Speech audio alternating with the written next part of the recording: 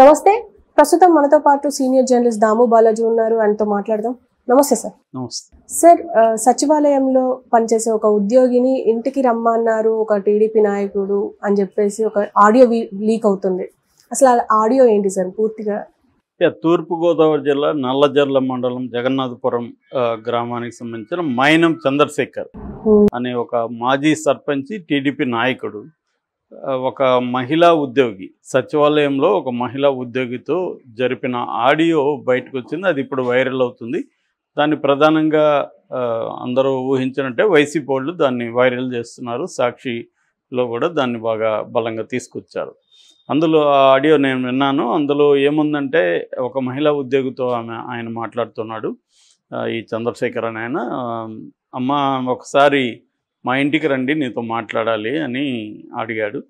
ఆమె ఇంటికి ఎందుకు సార్, మీరు ఏదన్నా మాట్లాడే పని ఉంటే సచివాలయానికి రండి అని చెప్పింది. నేను సచివాలయానికి రానమ్మా, నువ్వే రావాలి మా ఇంటికి, నీతో మాట్లాడే పని ఉంది అనింది. అట్లా వస్తాం సార్ ఇంటికి, మీకేమైనా పని ఉంటే ఇక్కడికే రండి సార్, మాట్లాడండి అని ఆమె మాట్లాడుతుంది. రావచ్చు, నీకేమైనా నామోషణ మా ఇంటికి రావడానికి, నువ్వేమన్నా మండల స్థాయి అధికారివా, గ్రామస్థాయి అధికారివే కదా, నువ్వు రావడానికి నేను ముందే చెప్పాను, తెలుగుదేశం అధికారంలోకి వస్తే ఎవరైనా కూడా మా ఇంటికి రావాల్సిందే అని చెప్పాను, సో నువ్వు రావాలి అని అతను మాట్లాడుతున్నాడు. దాంతోపాటు ఇంకా ఏ స్థాయిలో బెదిరిస్తున్నాడంటే, నువ్వు ఇదంతా కూడా రికార్డ్ చేస్తుండవచ్చు, నీ అధికారులకు కూడా చెప్పుకో, ఇక్కడ వైసీపీ నాయకులకి అందరికి పంపించుకో, నాకేం ఫరక్ లేదని బెదిరిస్తున్నాడు. అంటే ఇది వైరల్ అయింది. ఇప్పుడు వైసీపీ వాళ్ళు నేచురల్గానే తెలుగుదేశానికి సంబంధించిన ఇలాంటివి దొరికితే వైరల్ చేస్తారు. గతంలో కూడా వీళ్ళు కూడా చేశారు. అది ఓకే, ఎందుకంటే రెండు పొలిటికల్ పార్టీలు ఉన్నప్పుడు జరుగుతూ ఉంటుంది. కాకపోతే ఇక్కడ ఏంటంటే ఎవరున్నా కూడా మనం మాట్లాడుకోవాల్సిన ఏంటంటే, ఈ పొలిటికల్ పార్టీసు ఉద్యోగుల్ని, ముఖ్యంగా మహిళా ఉద్యోగుల పట్ల ఎలా బిహేవ్ చేస్తున్నారు అనేది వెరీ ఇంపార్టెంట్. గతంలో కూడా మనకి తెలుగుదేశం పీరియడ్లో కూడా చింతమనేని ప్రభాకర్ లాంటి వాళ్ళు, వనజాక్షి, ఎంఆర్ఓ ఇలాంటి వాళ్ళతో ఎలా డీల్ చేస్తారని చూసాం. అది గ్యారంటీగా తెలుగుదేశానికి మైనస్ అయింది అప్పట్లో. ఎందుకంటే 1-2 ఇలాంటి సంఘటనలు బ్లో అప్ అయినప్పుడు అవి ఏంటంటే ఒక సింబాలిక్గా పనిచేస్తాయి. నిజానికి ఈ సంఘటనకి ముఖ్యమంత్రికో లేకపోతే లోకేష్కో పవన్ కళ్యాణ్కి వీళ్ళకేం సంబంధం లేదు. తెలుగుదేశం పార్టీ అధిష్టానానికి దీనికి ఏం సంబంధం లేదు. కానీ ఇలాంటి ట్రెండ్ని వీళ్ళు ఖండించడం ఇంపార్టెంట్. ఇప్పుడు పవన్ కళ్యాణ్ మహిళల పట్ల నేను అది ఇదని మాట్లాడతారు, దీన్ని ఇమీడియట్గా పవన్ కళ్యాణ్ ఖండించాలి. అప్పుడు పాజిటివ్ ఇది ఏర్పడుతుంది. అంటే కింది స్థాయిలో ఏదైనా జరిగినా కూడా వీళ్ళు ఉన్నారు, వీళ్ళు దాన్ని ప్రోత్సహించరు అనేది. జగన్ ప్రభుత్వంలో కూడా అదే జరిగింది. జగన్ ఇప్పుడు త్రిమూర్తులు లాంటి వాళ్ళు దళితుల మీద, తోట త్రిమూర్తులు లాంటి వాళ్ళు చేసినప్పుడు జగన్ ఒక మాట మాట్లాడలేదు, మళ్ళీ అతనికి సీట్ ఇవ్వడం, ఇవన్నీ ఖచ్చితంగా నువ్వు దళితులకి వేరే ఎన్ని చేసినా కూడా ఇలాంటిది ఒకటి జరిగితే నువ్వు చేసిందంత పక్కకి వెళ్ళి ఇది ఫోకస్ అవుతుంది. అది చూసుకోవాలి యాక్చువల్గా. అది ఇప్పటివరకు పవన్ కళ్యాణ్ అసలు నోరెప్పట్లేదు. రాష్ట్రంలో అనేకం జరుగుతున్నాయి. ఆ మధ్య కూడా ఒక అమ్మాయి రేప్ చేసి చంపేశారు, 21 ఏళ్ళ అమ్మాయిని. దానికి చంద్రబాబు కరెక్ట్గానే స్పందించారు. ఆమెను అనితని వెళ్ళమన్నారు హోమ్ మినిస్టర్ని, వాళ్ళకి 10 లక్షలు ఇచ్చారు, కల్ప్రిట్స్ని ఇమీడియట్గా అరెస్ట్ చేయించారు. ఇవన్నీ బాగానే ఉంది. కానీ తమ పార్టీ వాళ్ళు చేసినప్పుడు మాత్రం చంద్రబాబు ఖండించట్లేదు, లోకేష్ చేయట్లేదు, పవన్ కళ్యాణ్ చేయట్లేదు. పైగా వైసీపీ వాళ్ళే ప్రొవోక్ చేస్తున్నారు, కవిస్తున్నారని చంద్రబాబు మాట్లాడాడు. ఇది ప్రాబ్లం అవుతుంది. ఎందుకంటే తమ పార్టీ వాళ్ళని ఖండిస్తే పార్టీలో వ్యతిరేకత వస్తుందని వీళ్ళు ఫీల్ అవ్వచ్చు.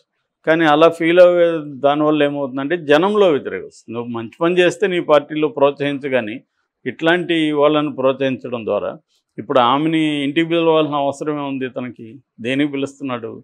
సో అది క్లియర్గా ఏమవుతుందంటే it gives a wrong message, it sends wrong message.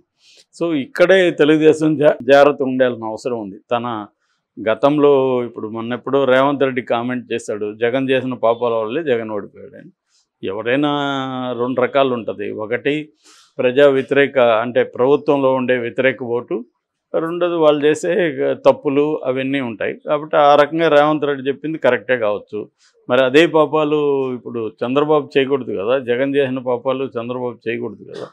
So మరి చంద్రబాబు చేస్తున్నప్పుడు దాన్ని ఖండించాల్సిన, చంద్రబాబు అంటే చంద్రబాబు పార్టీ వాళ్ళు చేస్తున్నప్పుడు చంద్రబాబు ఖండించాల్సిన అవసరం ఉంది, వాళ్ళని మందలించాల్సిన అవసరం ఉంది. ఇట్లాంటి ఓపెన్ అయినాయి కాబట్టి వీళ్ళు కూడా దీనికి రివర్స్లో వైసీపీ వాళ్ళు వైసీపీ మీద దాడులు చేయడము, క్యాంపెయిన్లు చేయడం అనేది రాంగ్. ఎందుకంటే గతం అంతా ఇలాగే జరిగింది. ఒక తప్పు ఎవరన్నా వైసీపీ వాళ్ళు తప్పు చేస్తే ఎత్తి చూపిస్తే వాళ్ళ మీద విపరీతంగా దాడి చేయడం అనేది వైసీపీ కల్చర్గా పెంపొందించారు వాళ్ళు. రజనీకాంత్ లాంటి వాళ్ళు చంద్రబాబుని పొడితే సైలెంట్గా ఉండొచ్చుగా, వీళ్ళకి పోయేదేముంది.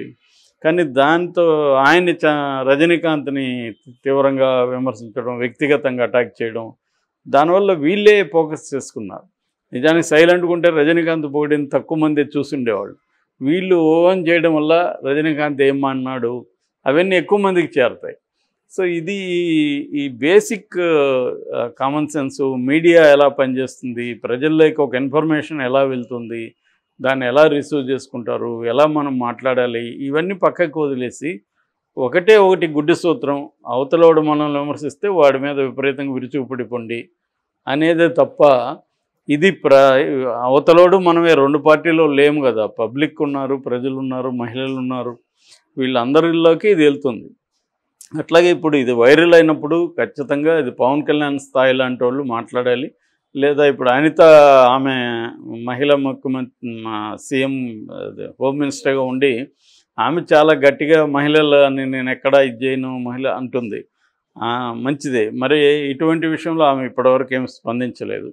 కనీసం అలాంటి వాళ్ళైనా స్పందించి దీని మీద మేము ఎంక్వైరీ చేస్తామనో దీన్ని విచారిస్తామనైనా కనీసం చెప్పాలి. అది కానీ లేకపోతే ఏమవుతుందంటే ఇతనికి ఇప్పుడు ఫ్రీ హ్యాండ్ ఇచ్చేసి వదిలేస్తే ఇలాంటి వాళ్ళు అందరూ చాలామంది తయారవుతారు. అంటే మన ప్రభుత్వం మనల్ని ఎవడేమీ చేయలేడు, ఇస్తున్న వైసీపీ సంబంధించిన నాయకుల మీద కావచ్చు, కేడర్ మీద కావచ్చు, వాళ్ళని సపోర్ట్ చేసిన వాళ్ళ మీద కావచ్చు దాడులు అనేవి జరుగుతున్నాయి. మనకి వ్యతిరేకంగా ఉన్న వాళ్ళ మీద రౌడీ షీట్లు అవన్నీ తెరవకండి మీరు అని పోలీసుల్ని ఆదేశించాడు. ఇదే పని రాష్ట్ర వ్యాప్తంగా చేయాలి ఆయన, కుప్పంలోనే కాదు. ఆయనకి ఎందుకంటే కుప్పంలో ఏమైనా వ్యతిరేకత వస్తుందని భయంతో చెప్పాడేమో తెలియదు. రాష్ట్ర వ్యాప్తంగా ఎందుకు చెప్పట్లేదు ఇదే పని? ఎందుకంటే గతంలో కూడా వైసీపీ ఉన్నప్పుడు కూడా తెలుగుదేశం వాళ్ళ మీద రౌడీ షీట్లు ఓపెన్ చేయడం, అంటే నాయకుల మీద కూడా రౌడీ షీట్లు ఓపెన్ చేయడం వల్ల చాలా రకాల ఇబ్బందులు వస్తాయి వాళ్ళకి. ఎక్కడే గొడవ జరిగిన వీళ్ళని పోలీస్ స్టేషన్కి తీసుకెళ్ళడం, ఒక రకమైన హరాస్మెంట్ ఉంటుంది. సో ఇది మానుకోవాలి. అంటే పొలిటికల్ వెండెట్టా అనేది మానుకోవడం, తర్వాత ప్రజల మీద లేకపోతే అధికారుల మీద నాయకులే యాంటీగా మాట్లాడడం, అది డే 1 నుంచి స్టార్ట్ అయిపోయింది తెలుగుదేశంలో. మనం చూసాం, అచ్చెన్నాయుడు తెలుగుదేశం బిల్ల పెట్టుకొని వెళ్ళండి, మీకు కుర్చీ వేసి టీ ఇచ్చి పనులు చేస్తారు, ఎవరన్నా పనులు చేయకపోతే వాళ్ళకి ఏం జరుగుతుందో మనం చెప్పాల్సిన అవసరం లేదా? అది ఎంత పెద్ద బెదిరింపు ఒక అంటే గవర్నమెంట్ అధికారుల్ని. అంటే తెలుగుదేశం వాళ్ళు వస్తే పనులు చేయాలి మీరు అనేదే కదా. తెలుగుదేశం వాళ్ళు మాత్రం ఎందుకు పనులు చేయాలి? వాళ్ళ పని ఏంది? ఎవరు వచ్చినా కూడా వితిన్ ద లా లిమిట్స్లో వాళ్ళు చేయాలి, అది మాట్లాడాలి తప్ప అది వీళ్ళు అలా. ఇంకా మనం చూసాము జేసీ ప్రభాకర్ రెడ్డి, ఆయన అయితే అసలు అంతుపొంతు లేదు. ఆయన మీద ఎవరు తెలుగుదేశం వాళ్ళు ఖండించింది కానీ అలా మాట్లాడడం కరెక్ట్ కాదు కానీ ఎవరు ఇప్పటివరకు అనలేదు. ఈ పవన్ కళ్యాణ్ రోజుకి 10 నీతులు చెప్తుంటాడు, శుద్ధులు చెప్తుంటాడు, వీటిని ఏం ఖండించాడు అతను. అట్లాగే స్పీకరు బండబూతులు తిట్టాడు అట్లాంటి అతను ఇప్పుడు మనకి స్పీకర్ అయిపోయాడు. సో క్లియర్గా ఏంటంటే తెలుగుదేశం డే 1 నుంచే రాంగ్ మెసేజ్లు ఇస్తూ వెళ్తుంది. అందులో ఇది ఒక భాగంగా మనం అర్థం చేసుకోవచ్చు. Okay sir, thank you.